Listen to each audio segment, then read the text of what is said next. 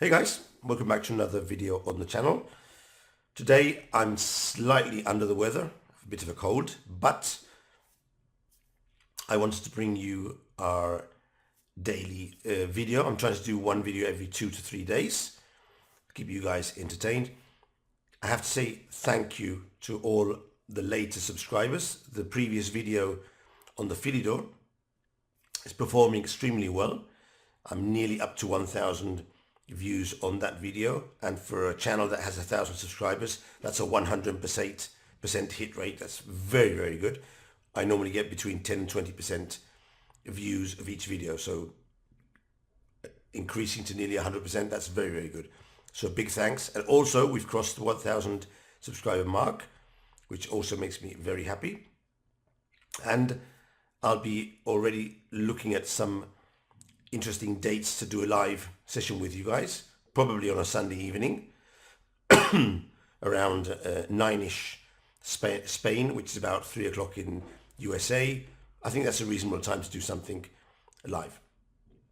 Anyway, when I've decided on the date, I'll post it on one of the videos and also on my social media, Twitter, Instagram, etc. You can catch me up there.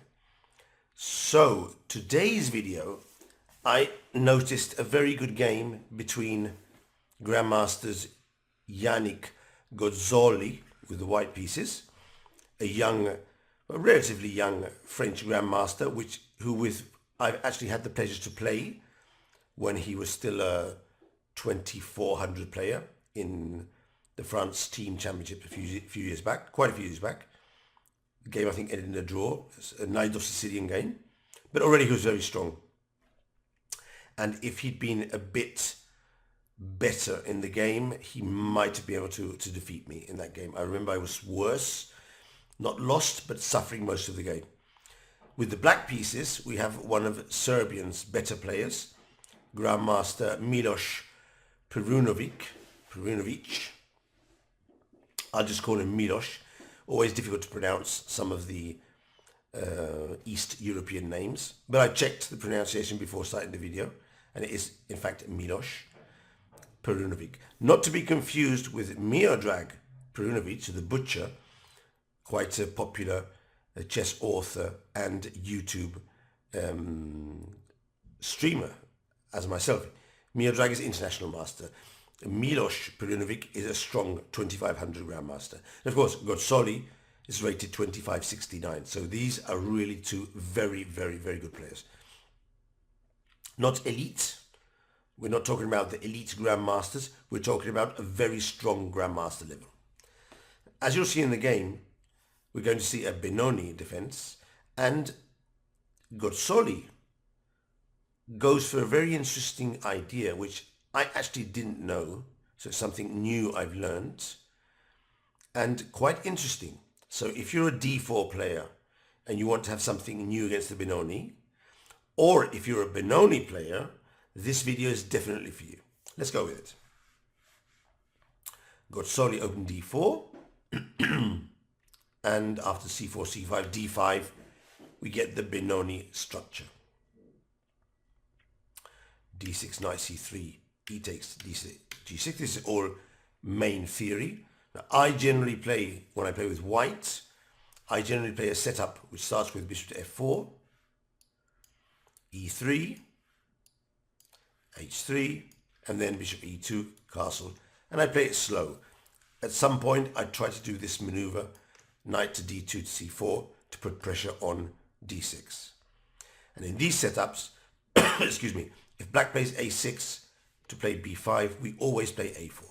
Now, if you're a d4 player, or you play the Benoni, you probably know these things. I mean, this is not something that a post-beginner strong club player doesn't necessarily know. So we're in established theory. It's very clear. Gozzoli, instead of playing bishop to f4, Gozzoli played the normal move, which is e4, grabbing the center, but allowing this pawn to be attacked later on. So it's a double-edged sword. I do think it's better than e3. I do think e4 is better, but you have to be slightly more careful. a6. And now, Most players here just go for a4. I mean, we stop b5, and then we finish off our development. This is very standard, and it's played in most of the Benoni games.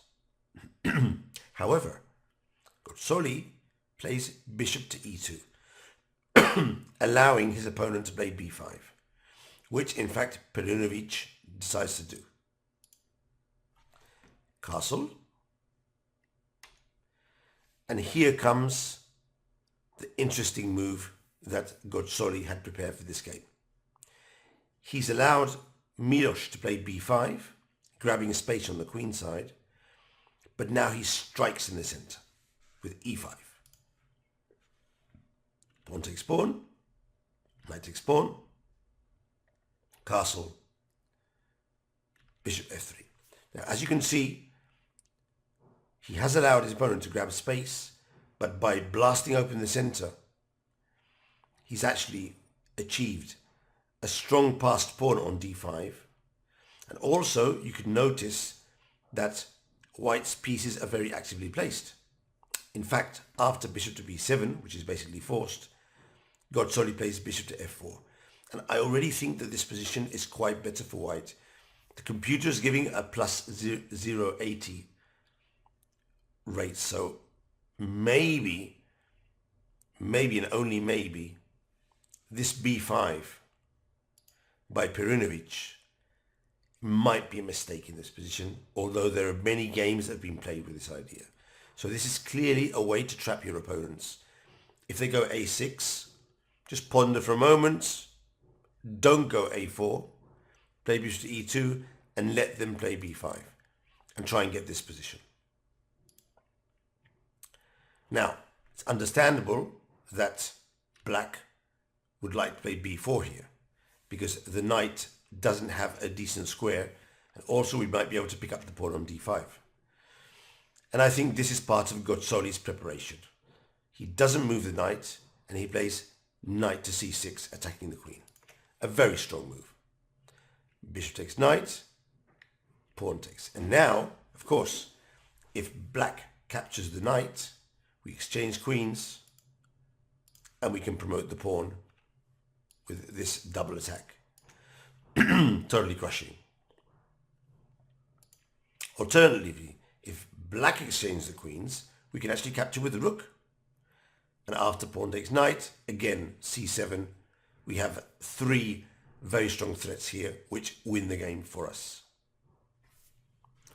So Milos played queen to c8, c7, knight d7, and now thanks to this small tactic with knight to c6, the c3 knight can now move to an active square, threatening a check on e7. I mean, very powerful play by Gozzoli.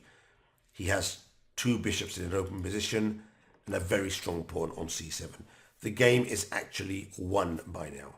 However, as I've said many times on the channel, the game is not won until your opponent signs the score sheet. So don't, above all, don't lose focus. Keep pushing, keep pressing, concentration, and when your opponent signs the 0, then you can relax. Very important in gameplay. Rook to a7, rook a d1, hitting the knight. If the knight moves, we just pick up the c5 pawn, and we're on the way to a win. So Perunovic played an intercept move, bishop d4, and of course here, certain moves you don't even think about. You just throw in the sacrifice, because we're getting this pawn here, attacking threats, weak king, fantastic. Now, according to the computer, the best move here was rook to c1, just overprotecting the c7 pawn. And just h3, pick up the pawn on d4, and slowly grind down your opponent. We have just the pawn on c7, plus the bishop on a4, that's worth the rook on a7. And we're winning it in the rest of the game. Gozzoli played differently. He played rook to d1. And this is not a good move. It's the only mistake in the game, actually. The rest of the game he played perfectly. But this is a mistake, and it might have allowed his opponent to get back into the game. Because instead of playing rook to e8, which is bad, Milos could have played, and I'm actually very surprised that he didn't, he could have played rook takes c7 and try and fight in this position here. I'm not going to say that black is better. I think white is still better here. But I mean, this is a position which is savable. I can see black holding this to a draw in certain circumstances. Sorry about that. No idea why Milos Perunovic in a classical game of the Bundesliga doesn't play rook to c7 here. I can speculate, number one, he didn't see it. Strange for a grandmaster. Number two, he did see it, saw it was a draw, and thought that the text move was better. Possible. Number three, he saw it, thought that it was going to be a draw, looked at the rest of the games of the team, they're getting crushed, he tries to win, who knows. But the good move here was rook takes c7. He played rook e8, and now Gozzoli should have played queen to a5, protecting the pawn. Instead, Gozzoli played h3. He probably thought, if my opponent doesn't capture the pawn before, he's not going to do it now. Of course, this allows rook takes c7 again. But again, Perunovic doesn't play this move. He plays knight f8. I might even start to think that he might have thought that he can actually pick up the pawn without giving the exchange back. That is a very ambitious way of thinking. Maybe that's what's made Milos Perunovic such a good player, winning a lot of these games where he was worse. But it's a risky strategy, because now, after queen takes d4, rook takes c7, bishop takes, and this is now completely winning. In fact, his opponent resigned here after queen takes d4, because the rook is under attack and there's no good way of protecting it. So maybe Perunovic could have continued a bit more, but now he's going to lose this game. So what have we seen in this game? We've seen an interesting way of playing the Benoni with white. If we play it, allowing our opponent to play b5, we put the pawn on d5 to c6, we have the two bishops, and we have a very open game with good chances to win. So if you're a d4 player, put this line into your repertoire, try it out, and if you win a game, come back to the video and put it below. Have fun, guys, and thanks a lot for your support. See you in the next video.